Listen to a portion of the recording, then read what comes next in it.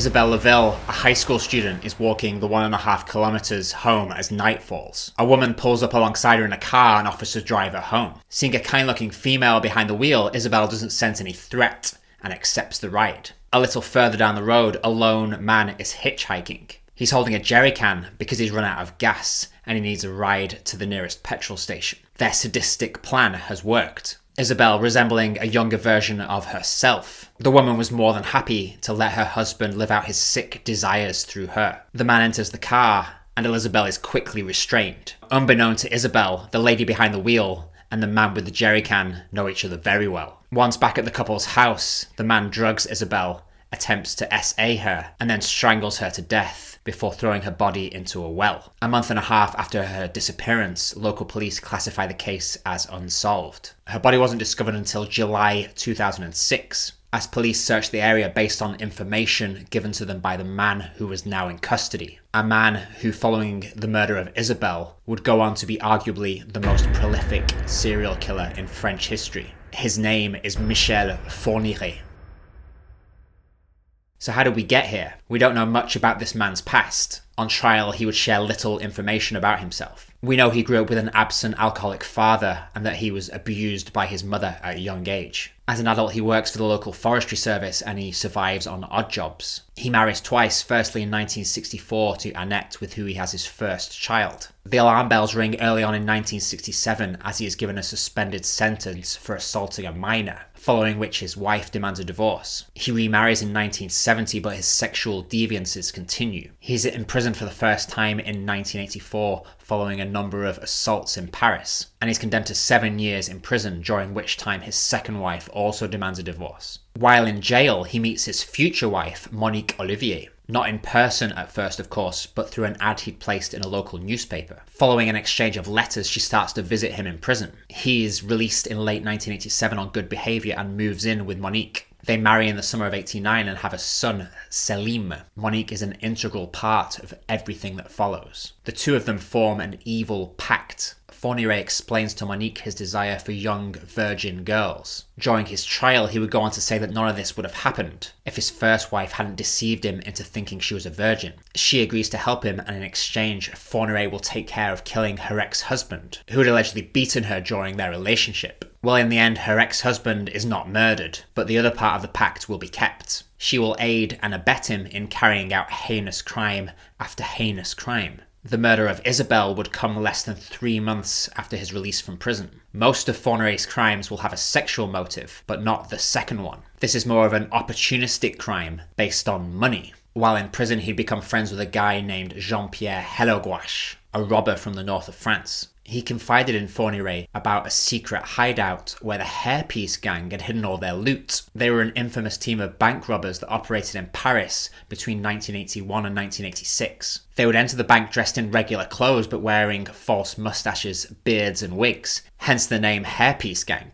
It's estimated that the total value of their illegal activities may have exceeded 30 million euros. Jean-Pierre asks Fourniret to go to this hideout once he's released, a cemetery in Paris. There he was to help Jean-Pierre's companion Farida to retrieve the treasure, consisting of ingots and gold coins. Jean-Pierre believed that 500,000 francs would be a fair payday for Fourniret's help. However, he had no idea what kind of man he was dealing with. He meets Farida at the cemetery and she shows him exactly where to start digging. Soon after, his spade hits a red toolbox, inside approximately 20 kilos of gold and other precious items. A couple of months later, in April '88, Fourniret is intent on getting his hands on the entire haul. He leads Farida to a quarry near Clairefontaine, under the pretext that he had to dig up some old weapons that were stashed in a farm. But as soon as she exits the car, he stabs her before strangling her and throwing her in the boot. He would go on to bury her, and to this day her body has never been recovered. Needless to say, he walked away with the gang's entire stash. He sells the gold in Brussels, and with his newfound wealth, he buys a 19th century manor house for 1.2 million francs. Of course, eventually Jean-Pierre is released from prison and he finds it odd that his lover has disappeared, and that there is no more loot. He questions Fourniret, but he says he has no idea where she could be. This shady business starts to attract attention from authorities, so Fourniret ends up selling the manor house and he moves to a small village in Belgium close to the French border. Having gotten away with the murders of Isabelle and Farida, the couple are feeling invincible. They will hunt together, Monique as the bait,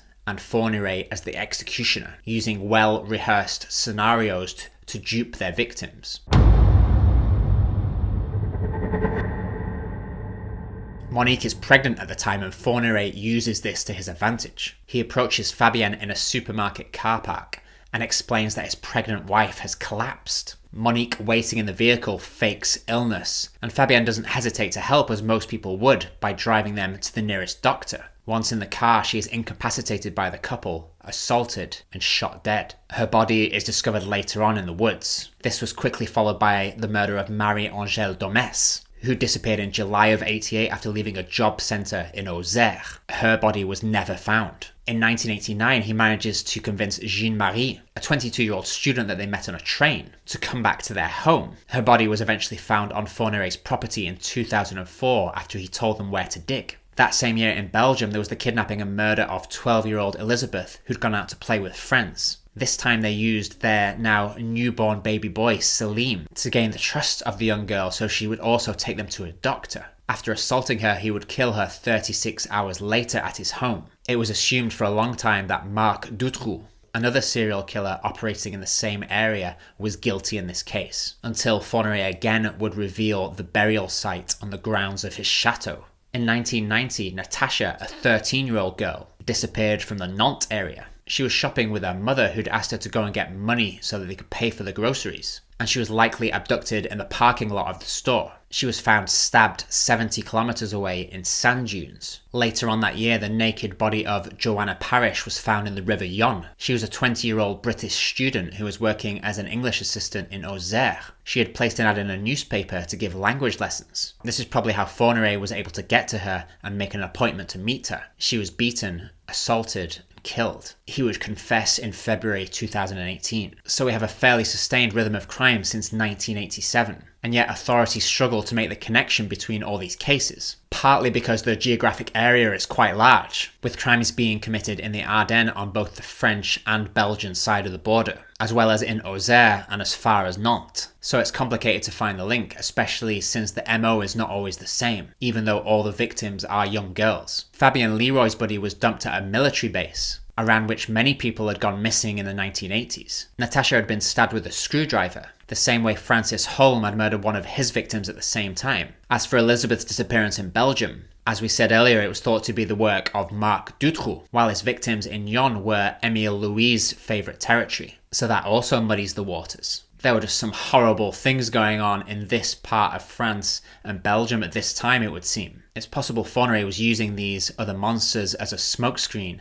a way to stay under the radar. However, he should have been suspected much earlier, especially given his criminal record and history of assaults. These are the murders we know are officially committed by our serial killer. There is, however, a significant gap in his activity between 1990 and 2000. Not to say no crimes were committed in this time. It just seems likely there are several other victims we don't know about yet. We do know that in 2000s the case is resumed with the murder of Céline, 18 years old, and Mananya, 13 years old, in 2001. Fourniret's reign of terror wouldn't come to an end until the summer of 2003.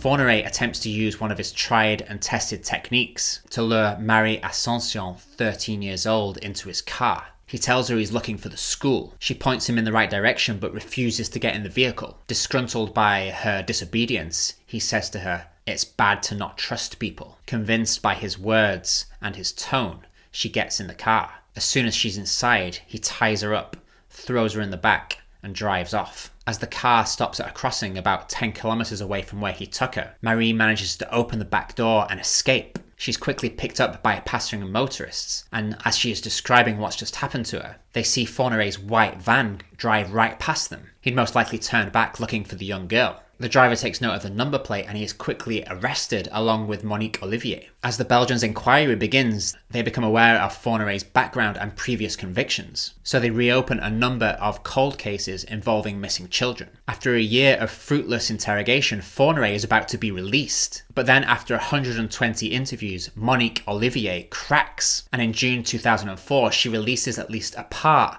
of her husband's heinous crimes, to which she was not only privy but also complicit. Later on that month, Fourniret will admit to 6 murders, and the following month 2 more. The trial opens on the 27th of March 2008, and it took the jury 2 months to find them guilty. Fourniret is found guilty of 8 murders and is sentenced to life in prison with no possibility of a reduced sentence. This is the heaviest sentence that exists in French law and has only been handed out 7 other times in French history, most recently those responsible for the attacks in Paris in 2015. Monique Olivier is also condemned to life in prison with a minimum sentence of 28 years. As of filming, she's the only woman in France with such a long imposed prison term. It comes to light that Monique would also sometimes help to verify that the victims were indeed virgins before her husband assaulted them and killed them. She never attempted to save or free any of the young women. She was a master at reassuring and gaining the trust of the young women so that they would get in their car or go home with them. She would terminate their marriage from prison in 2010, and they would be sentenced again in 2018 for the murder of Farida. Investigations remain ongoing on many other murders and disappearances. In fact, in June of 2007, he requested to be charged with the murders of Joanna Paris and Estelle Mouzin. However, at the time, officials were skeptical as they thought maybe it was just a tactic to delay his trial. In a letter, he claims that he owed the families an explanation and wished to talk to them. Estelle disappeared in January of 2003 on her way home from school. She was 9 years old, and the possibility of her having run away was quickly dismissed. Hundreds of gendarmes and police officers were mobilized, and rigorous searches were carried out. The DNA found in the killer's van was compared to Estelle's, but there was no match. Finally, 20 years after her disappearance, we may have some semblance of closure. Firstly, Monique Olivier finally shattered Fourniret's alibi. He had always claimed that on the day of Estelle's disappearance, he was in Belgium and had called his son for his birthday. But Monique told investigators that this was false, and that the killer was not at home in Belgium. At the time, the serial killer had always denied his involvement in her case, despite her picture being found on his computer and his letter to the judge claiming he should be found guilty. However, it wasn't until 2020 that he finally confessed. Now the challenge is to find Estelle's body, but unfortunately for the families of the victims, Fourniret developed Alzheimer's. He'd become pretty much incoherent and incapable of giving any useful information about any of the girls that he'd murdered. They searched the house of Fourniret's sister, who died a few weeks before Estelle Mouzin's abduction, and where we believe the killer took the little girl. And they did find partial DNA from Estelle on a mattress. With this mattress and the killer's van, they have a staggering 30 unknown genetic traces, most likely further potential victims of Michel Fourniret. This could open the door to other unsolved cases, such as the disappearance of Marie Wagon 10 years earlier, or Lydie Loger, who disappeared in 1993, for which Fourniret had previously been indicted. The monster of the Ardennes, Michel Fourniret, died on the 10th of May 2021 at the age of 79, as did the chances of solving a number of cases which are still active. We must now rely solely on the testimony of Monique Olivier, who has already admitted, for example, to being present in the house with Estelle Mouzin when Fourniret took her. In this case, at least, we can therefore hope for a trial and some answers, although it would never be as precise as to know what was going on in the head of the man himself. A thought for Fourniret and Monique's son, Selim, who when he grew up was made aware that he was used as bait to kill young women.